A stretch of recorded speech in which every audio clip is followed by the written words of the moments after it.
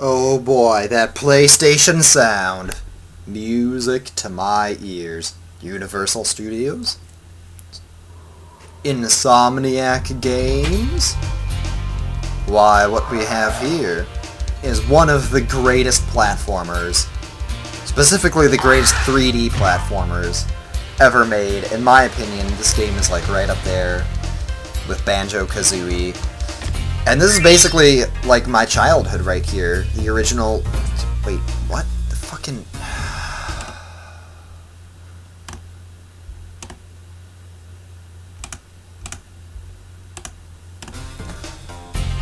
Okay!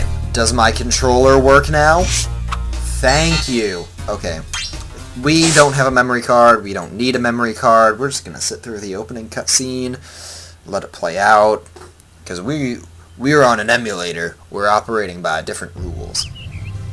Okay, rolling. Oh, it's been peaceful here in the Five Worlds, or is it 6? For a Dragon's Age. We now have 12,000 treasure, or is it 14,000? What about this Ganasty Gnorc character? Now, I understand he's found a magic spell to turn gems into warriors for his cause. I'll take that question. Nasty Gnorc is a simple creature. Simple? He has been contained in a remote world and is no threat to the Dragon Kingdom. No threat! Besides, he is ugly. That does it! I have no idea how he manages to do that. Looks like I've got some things to do. Because as you'll see, Nasty's in like a completely... He's in a world that's really far away. Now, kind of the interesting thing, or at least you probably won't think it's interesting, but I do, is that dragon at the very start who's like, oh, you know, the 5 worlds, or is it 6? And, well, I mean, he's technically correct on both accounts, because there are 5 worlds in the Dragon Kingdom, and then there's Nasty's world, which also counts as a, you know, basically a 6th world. These guys, they're just pretty much all gonna run away from you at this point, because everything's nice in the first world. Ooh, we don't want little frame skips like that. That's not good. Yeah, because the other thing is that this game... oh, yeah. What am I saying? Oh, yeah, the dragon was talking about the treasure and how there's 12,000 or 14. And... Thank you for releasing me, well, we'll let this guy talk. 10 dragons in the artisan world. Then find the balloonist. He'll transport you to the next world. What about Nasty Gnorc? I'm going after him. Find dragons first. That's all I can tell you. Yeah, so, the treasure is also kind of like that, too. It's operating on 2 different counts, almost. In the Dragon Worlds, there are, 12,000 gems. But if you count the bonus world that you get after you've already gotten 100%, there's an additional 2,000 gems to collect there, so you end the game with 14,000. Let's see what Argus has to say about this dragon head here. Cool Flash, do that again. The artisan's boss is through a portal in the Dragon Mouth, but you are not yet ready, Spyro. First you must complete one of the other artisan lands. Okay, and the thing that I didn't understand as a kid is that by complete, he means you have to go through the return home portal. It's not enough to just, like, get 100% or something like that, because that's what I thought he meant. So, let's see what Tomas has to say. Hey, Spyro, press the jump button twice to glide, and don't be afraid. Afraid? Of what? Falling from high mountain peaks? Plummeting into prehistoric glaciers? Oh, that. I mean, I don't want this to disrupt the commentary too much. I mean, a lot of it is just things that you're gonna hear repeated over and over again, but I guess there's, like... There are only 80 dragons in this game, so it's like, you might as well hear what all of them have to say, and most of them don't even take very long. There are a lot of dragons that are just gonna say, like, thank you for releasing me, or something like that, you know. So, actually, as far as the games go, you know, run right into the pillar, Spyro, why don't you? This is the shortest Spyro game here by quite a huge margin. There's really not a lot to do in a lot of these worlds, particularly the earlier worlds. This was also the last Spyro game that I played as a child. The first one that I actually played was Spyro 2, and then I got Spyro 3 when that came out in 2000, which was when I was 6 years old. Because that was the year of the dragon, and, well, you know, Spyro 3 is the year of the dragon, so, you know, why not make a fun game out of it? And those games are huge. Like, there's, well, Spyro 2, not so much, but Spyro 3 is, like, there's just a ridiculous amount of shit that you have to do in there. So, and this game definitely feels like a really good starting point for the series. But coming back to it after the first games, you're like, oh, well, you can't hover. There's really a really small amount of gems in some of these early worlds. The gem count has always been something that's kind of interesting in the first 3 Spyro games. Probably most people won't think it's interesting, but it's in this game, there's no world that has more than 500 gems. But gem levels range from 100 to 500. Where's Nasty Nork? I'll torch him. Keep your horns on, Spyro! You have much to learn first. Do you know what the dragonfly following you is doing? His name is Sparks, and he's helping and protecting you. Keep an eye on him and see what I mean. So he's basically telling you that Sparks is your life meter. You can take 3 hits, and then Sparks will go away, and then you can take 1 more hit and you're dead. So what I'm doing right now is something that you're technically not supposed to know about at this point in the game, but I just like getting it out of the way first. In the 3rd world, there's going to be a dragon that tells you to jump on all of the stones to unlock a secret. And, well, that's how you get to the Speedway, basically.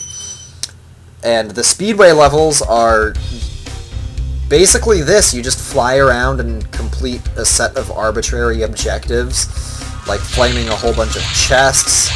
And as far as my skill level at these, I am like, I don't know. There are some that I find a lot easier or harder than others. The Speedway in the 4th world is very, very difficult. That's called Wild Flight, but we won't be getting there for a while, so I'm not too terribly worried about it. This one's pretty straightforward, especially because everything gives you nice big time bonuses. You can't fall in the water or else you lose.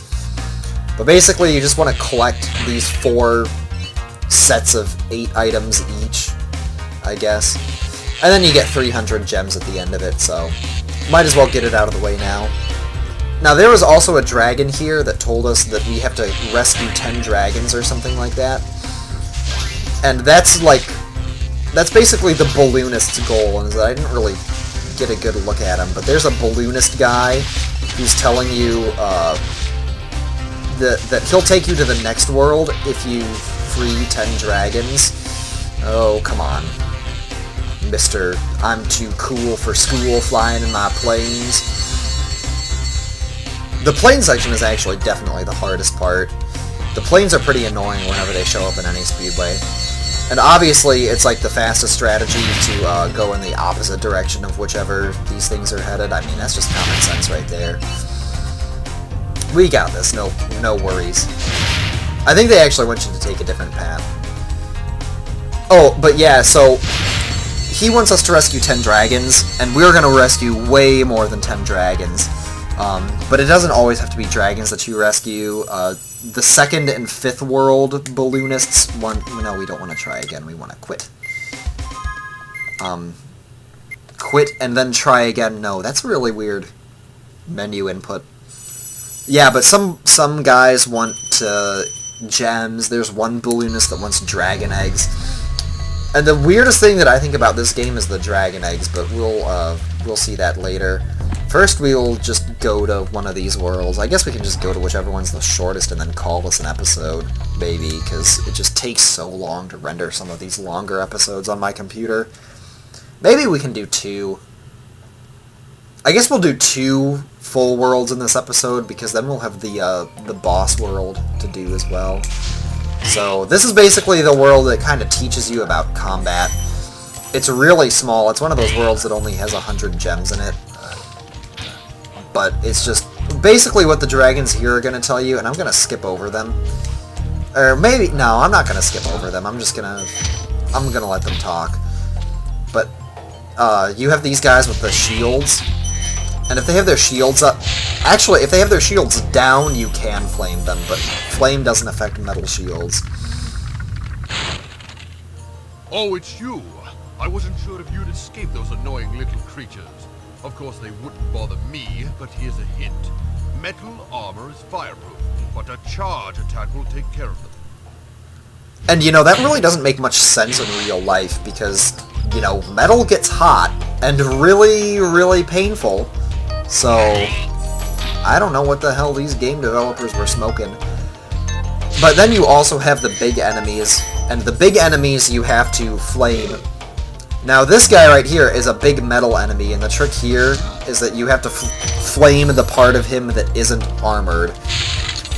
And we're actually going to see a couple of different enemies that are big and armored, and we're going to have a couple different strategies of dealing with them that we'll talk about later.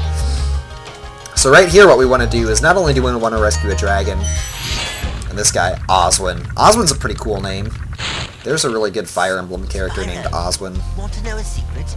Use the triangle button when you want to zoom in and look. Yeah, so basically he just tells you can look around with triangle. And that it's a secret to everybody, except the people that already know how to play the game.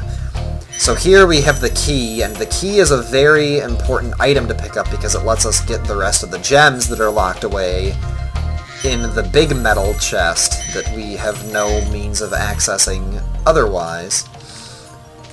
So now we're just going to backtrack to the front of the level and open that chest so we don't have to worry about it later. I mean, we're already basically done with this level. We got like one more area after this. So a lot of these really early worlds go by quickly. And the thing about Spyro 2 and Spyro 3 is that even the early worlds have a whole lot of stuff to do, and they take a long time to complete. Or at least a relatively long time to complete compared to what we are seeing now. Because you have all these other objectives.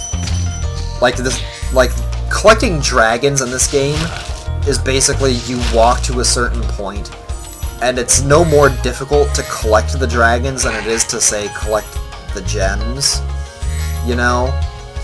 But the orbs in Spyro 2 and some of the dragon eggs in Spyro 3 you actually have to, like, do side quests for and really go out of your way to get. So as a whole, those games feel a lot more like, you know, there's just a lot more to do. They're a lot more substantive than this game, but I still think that this one is really fun. I still think that it's designed excellently on basically all these different levels. There's a really interesting Did You Know Gaming about Spyro the Dragon. So, that's definitely worth checking out, regardless of whether or not you're really interested. Just go watch the video. I mean, it's like, what harm will it do you? So this is the last dragon in the world, Darius. Big enemies like this Gnorc with a club cannot be charged, but a quick flame, that should defeat them. Yeah. Oh, by the way, the enemies in this game are named Gnorcs, like Gnorcs. So that's a portmanteau of gnome and orc, which is kind of cool. So yeah, we have this return home portal. Most of the time, it's not very convenient to use the return home portal because you can just exit the world through the menu. So I guess we can go through Stonehill and then call this an episode, and it'll be like 20 minutes or something like that. I don't know. I don't know how long this is going to be. It's just, you know, it's whatever. I can complete this game pretty quickly, 100%.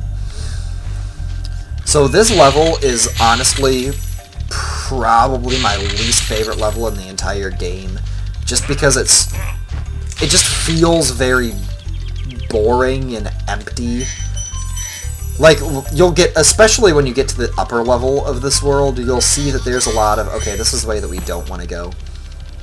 You'll see that there's a lot of, like, wide open space with not really anything in it.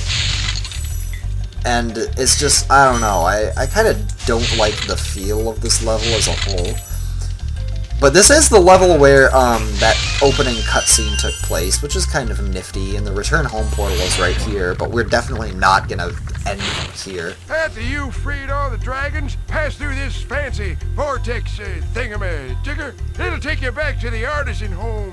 But first, let me tell you a story. No thanks. See ya. There's like a running joke in this game with old people, and basically old people being completely stupid and or annoying.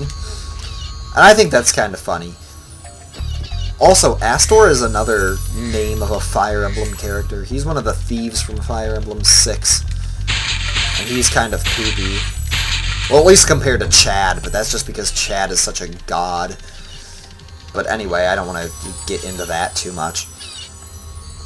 So, we gotta come down there and get the key, and then actually, we can hop down this well right here, and we'll find another dragon, and the chest here. There are 80 dragons in the game, by the way. Watch the dragonfly, Spyro. His color indicates his power. When he eats butterflies... And we've basically already heard that before. Just in case you missed it in the home world for some particular reason. Also, there are 200 gems in this world. Watch out, we got a badass over here. You know, 200 gems. I mean, that's nothing. Every single world in Spyro 2 has 400 gems, regardless of, you know, whatever. And in Spyro 3, you have worlds that can have as much as 700 gems. In fact, 400 gems was the minimum in Spyro 3. Like, you had a whole bunch of gems. Like, every world, the gem count increased by 100. So all of the main worlds from World 2 have 500 gems, and World 3 has 600 gems, and then by the time you get to the final world, every world has 700 gems, so it's, you know, crazy. When you free a dragon or step on one of their platforms, you're saving your progress. So basically, freeing dragons works as a checkpoint. And look at that! We've already met our 10 dragon minimum requirement of whatnot. Yeah. Also, I should mention that there can be anywhere from 2 to 5 dragons in each level, so no, we don't want to exit the level. We want to keep this gravy train a-rolling. We want to keep trucking along here. Here in Spyro 1. Oh god, that noise! That noise of the thieves is very annoying. It's a very annoying noise. Also, one other, like, small little subtle thing about this game that's kind of different is that the chests all look different, the metal chests look different, the regular chests look different, the gem collection pickup noises are different. Oh, the gem collection pickup range is actually significantly shorter. That was one of the first things that I, like, immediately noticed about this game. You know, the later... And see, that's what I think is so great about the sequels in particular. And, you know, this is quickly turning into... Oh, the sequels are so great. Oh, my friend, how about a hint on gliding? You bet. For the longest glide, press the X button at the top of a jump. And try pressing the triangle button to drop down in mid-flight. Yeah, I mean, like, I don't want to sound like, oh, the sequels to this game are so amazing, but they really expanded upon the model, which is something that I think the sequels don't do enough these days. Particularly, you know, the ones in the major video game industry. Well, okay, so these thieves, there are 12 of them throughout the entire game, and they have dragon eggs. So there are only 12 dragon eggs in the entire game. And the thing that always baffles me about this game's design is that there are no eggs placed past the third world. You get all 12 dragon eggs by the time you complete the third world, and the balloonist of the third world wants 6 dragon eggs to take you to the next, to World 4, which is called Beast Makers, by the way. Yeah, so this is the Artisan homeworld. And then the next one is, like, you know, Peacekeepers. And then you have Magic Crafters, I believe. And then Beast Makers, which is completely different. And Dream Weavers is the 5th world. And then you go into Nasty's world. So those are the 6 worlds, just to put some terminology. Because I don't like referring to them as, you know, World 3, World 2, whatever. It just feels a little less, like, personalized, if you know what I mean. And here's our 100%. We could, theoretically go through the return home portal, but who gives a fuck? Anyway, in the next episode of Let's Play Spyro the Dragon, we are going to go on and do the next world and the, the boss fight world, yeah. So we're going to do the last world, the boss fight world, and then we're going to go on to World 2. Everybody have a wonderful day.